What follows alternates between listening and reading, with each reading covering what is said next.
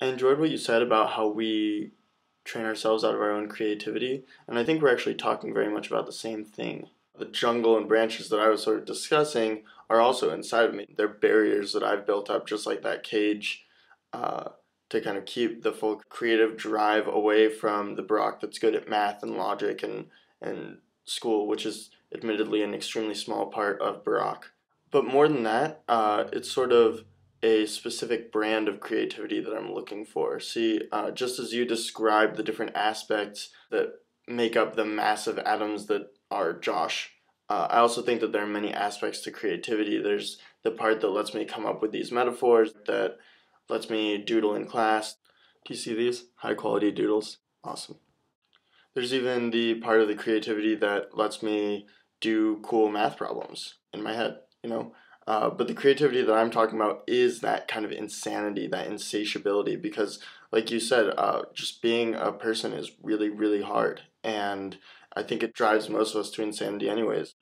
I guess the way I see it, a little bit of madness is more okay if there's some sort of art or creativity coming from it. Maybe not, though. Today I'm wearing a Batman shirt, and that's completely irrelevant.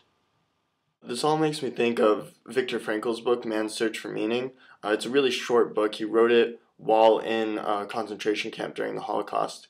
And the book in its entirety is totally amazing. I highly recommend it. But there's just this one tiny section where he's talking about beauty, art, and nature. And what he says is, an active lifestyle serves the purpose of giving man the opportunity to realize values in creative work, while a passive life affords him the opportunity to obtain fulfillment in experiencing beauty, art, or nature. Obviously, that quote does take some unpacking, but essentially, the idea is that there are two main relationships that we can have with life. There's the relationship of creating art, and creating that beauty, and then there's the relationship of appreciating it. And obviously, we all do both, and we overlap them a lot. What I feel is that I've done so much of the latter, of the appreciation. Oranges, great example. But also, I don't feel as if I've done that much creating in my life in comparison. I mean, I spend literally every day being boggled by how beautiful life is. Seriously, oranges. Compared to that, I don't create that often. I maybe write a poem in a day or a week, and that just doesn't seem like enough. And so what I've become so sort of invested in is wanting to just catch up, like to do as much in these 3 months of creating as I've done in 20 years of appreciating. That might be a little silly, and I think it is. I think that you're right, that this is more about using the creativity that I already have inside of me and developing that.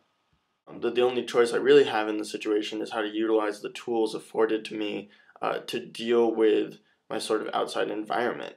And right now I do have a creativity inside of me, one that I have access to, and what I need to do is practice with that and really build its strength before I can go on some wild mental journey to try to discover a new creativity that may or may not exist. Just now, while I said that, I thought maybe the ultimate creative exercise is just dealing with life every day, and so I guess in that case I practice a lot. Well, that was a lot, and I don't know how cohesive it was, but basically with that I'm done. I'm really curious about what's on the wall behind you, so you should talk about that when you next send me a video. I'll talk to you soon.